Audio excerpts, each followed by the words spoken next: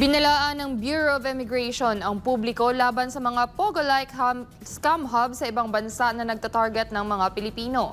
Alamin natin ang buong detalye mula kay Crezeline Catarong. Hinikayat ng Bureau of Immigration o BI ang mga Pilipino na maging mapanuri at beripikahin ang mga alok na trabaho bago maglakbay sa ibang bansa. Nagbabala rin si BI Commissioner Joel Anthony Viado laban sa mga Pogo-like scam hub na katulad ng mga iligal na Pogo. Pinipilit daw ng mga ito ang mga biktima na gumawa rin ng fraudulent online activities tulad ng catfishing at investment scams. Dagdag pa niya, maraming biktima ang nahuhuli sa mga paliparan sa bansa na kadalasan ay nahihikayat sa pamamagitan ng social media at pinapangakuan ng mataas na sahod na trabaho sa ibang bansa. Sa pakikipagkoordinasyon ng BI sa Interagency Council Against Trafficking o IACAT at iba pang kaukulang ahensya, sa paliparan pa lang ay sinasailalim na nila sa interviews o inspeksyon ang mga manlalakbay para madetermina kung ano ang layunin ng kanilang pag-alis ng bansa. Tinitingnan din ang kanilang travel history.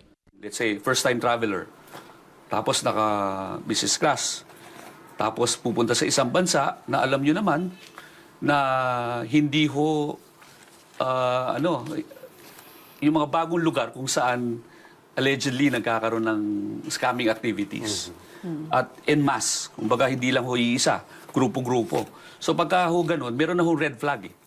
Sa nakaraang taon, base sa tala ng BI, nasa mahigit 100 Pilipino ang nahuhuli sa mga scamming scheme at ngayon ay mas agresibo ang mga scammer sa pagbabago ng kanilang mga taktika.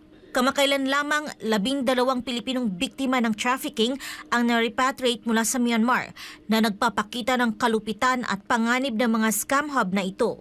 Para ho hindi naman yung pagpunta nila ho doon, thinking na legitimate yung trabaho.